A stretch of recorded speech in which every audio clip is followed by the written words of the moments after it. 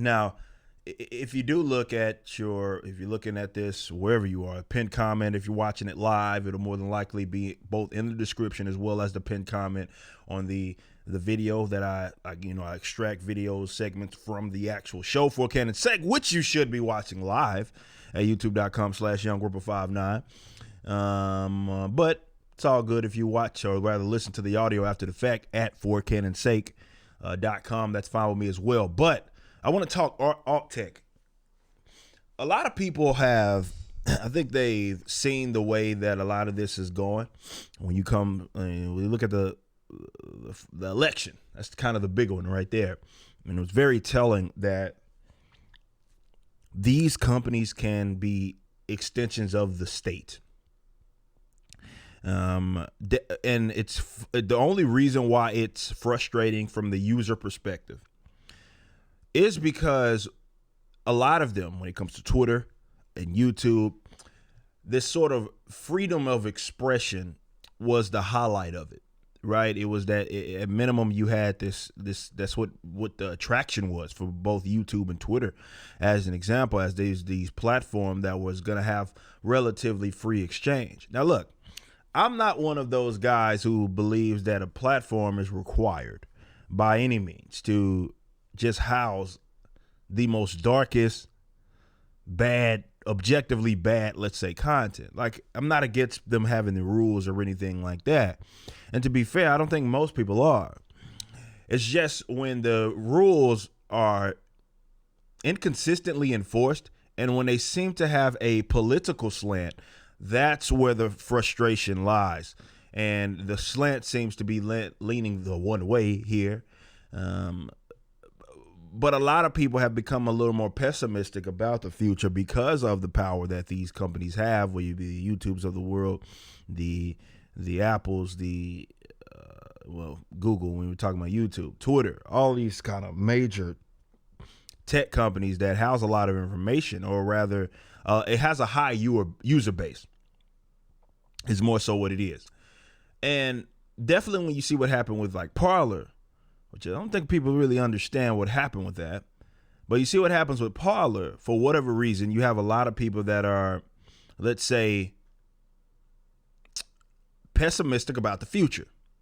Because it's like, oh, well, when an alternative does happen, well, look at Parler. See, Parler did themselves in the door as well. See, Parler didn't have, as an example, that many tech-savvy people. Because people, it's funny, I was talking to someone about this, and it's like, watch, next they're going to go after Gab. Guy hadn't been paying attention. I was like, Gab was Parler before Parler. Gab was the first alternative. They just couldn't take it down because when you have your own damn servers, which should have been why Parler went with Amazon Web Services, makes no sense to me whatsoever. But it kind of shows that they weren't thinking about this. They weren't thinking this shit through. They just wanted to become an alternative, and they thought they were just going to be allowed to exist, and they didn't cover their bases. See, guys like Gab, but I'm not telling you to go sign up. That's not the point at all. I'm just using that as an example. Why, yes, they may be removed from the app stores, but they're still allowed. They exist because they literally cannot be taken down, despite. It's the beauty of the internet. And definitely when we start getting into more blockchain technology and stuff, there's only so much these guys can do. So don't be so pessimistic about this.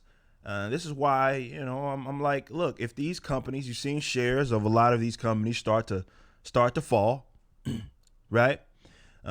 Start to get ran into the ground. Let them. Don't get in their way. Don't call for government action. If anything regarding the government, I believe that people should be calling for. I believe there was a representative out of Florida that was talking about this as well, but like the only one. Look at government contracts, because a lot of people don't understand that these companies, a lot of these big tech companies, particularly Amazon, when it comes to their web services, they house or have contractual obligation, be it through advertisement or just services that are contracted by way of the state. So basically the state is using your taxpayer dollars to to enter a contractual obligation with these companies, and they prop themselves up with it. We talked about this with Amazon Web Services, who, for people who don't know, back in was it 2013? It wasn't that long ago. Before Amazon Web Services were really even profitable, they had inked a if I'm not mistaken, I may be getting a number on this wrong, $600 million deal with the CIA, right?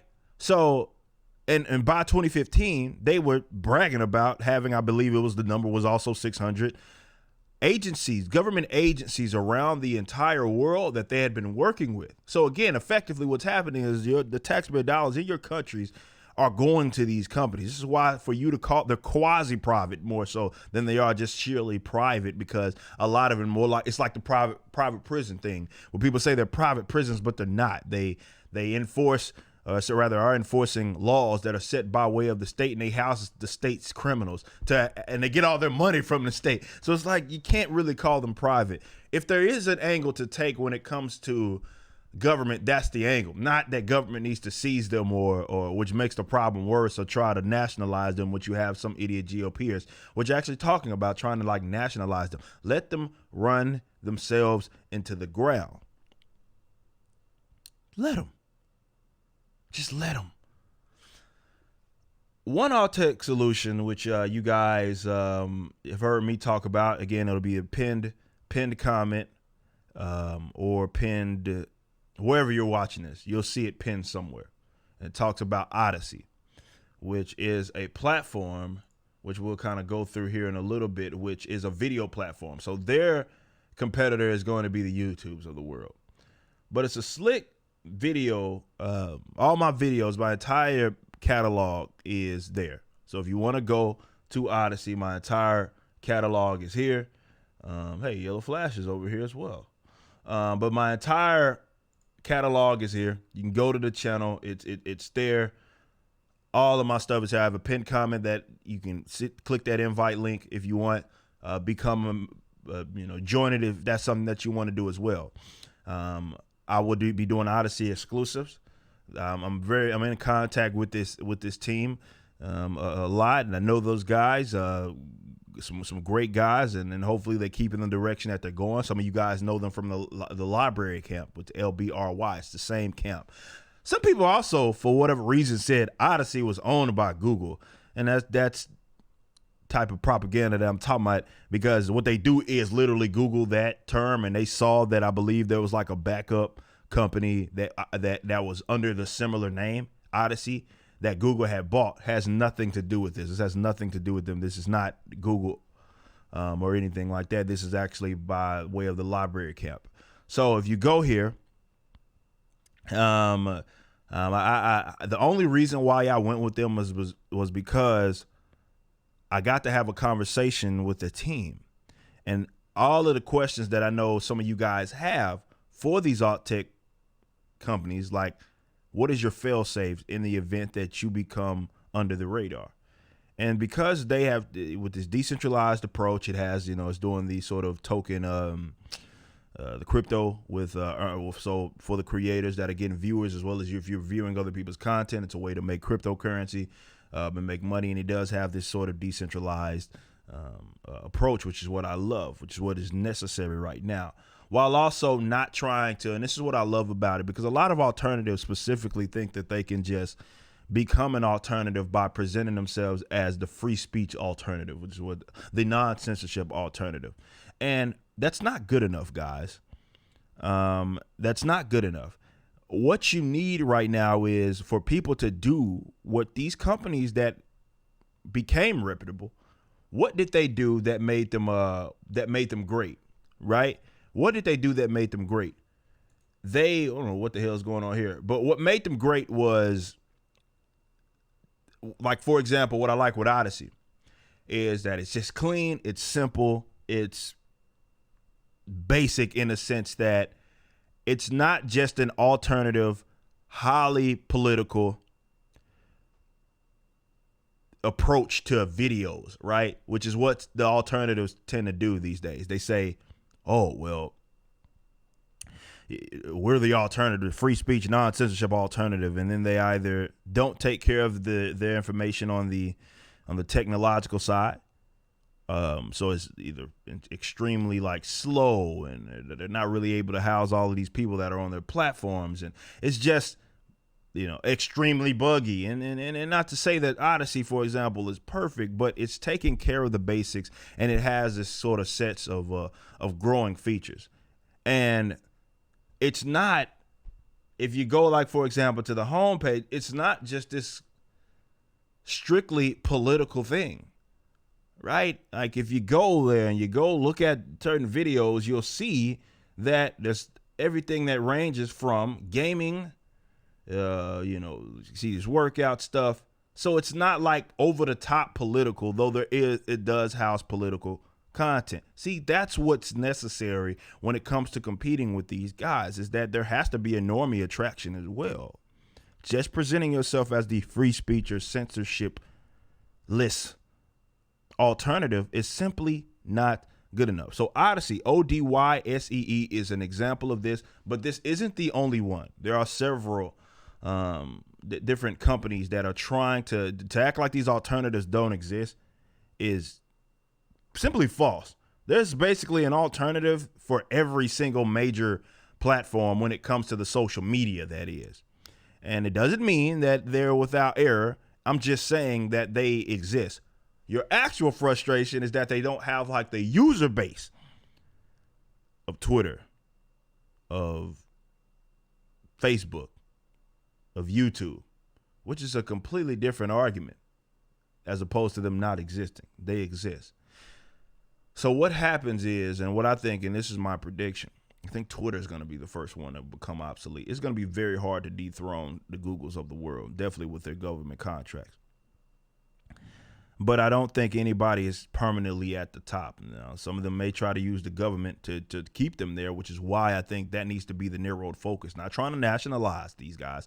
Let's see how much money they're getting, taxpayer dollars. A lot of it doesn't come by way of like grants or anything. It's usually by way of government contracts. Let's see if we can get them stripped of that. And if we can get them stripped of that, making them completely competitive in the marketplace, you'd be surprised. I think how fast some of these guys are going to get phased out. I think Twitter's going to be the first one to become obsolete because it doesn't, the monetization is weak. It's very limited. And though, yes, that was his whole lure, that it was limited in terms of his characters and everything, but also that may hurt it in the long run. It's not a necessary thing to utilize. So I encourage you guys to look into and that's Odyssey, by the way, Odyssee. That's the video platform. It's going to have a growing number of features that is right now. You have the videos and whatnot, but it's going to have a growing list of features that you guys need to be paying attention to. And I'm really excited for that. But go look into these alternatives. Go look into them. And I understand why you're going to, like me, I'm going to be existing on both. Some of the major platforms, but as well, I'm going to be telling you, I'm going to be doing Odyssey exclusives. I'm going to be looking into some of these other alternative platforms, because if they don't pivot, if these companies don't pivot, this is less about me giving a damn about being kicked off. But if these companies don't pivot, some of these bigger companies don't pivot, if they want to continue to go down this direction of a very heavily slanted, targeted approach to how they handle their pages or how they handle their websites and the media companies, that's not going to be able to last, right? So you better be on an alternative, because if you were eating strictly on, let's say, YouTube, and YouTube becomes not as big of a player as it was before, which again, I know it sounds crazy now, but MySpace was on top of the world at some point as well. But you might want to house your content elsewhere. So look into that sort of stuff. Odyssey is a big one. One of to me, the better video platforms that are coming up, that you'll be seeing me house my content on. So y'all be sure to check that out.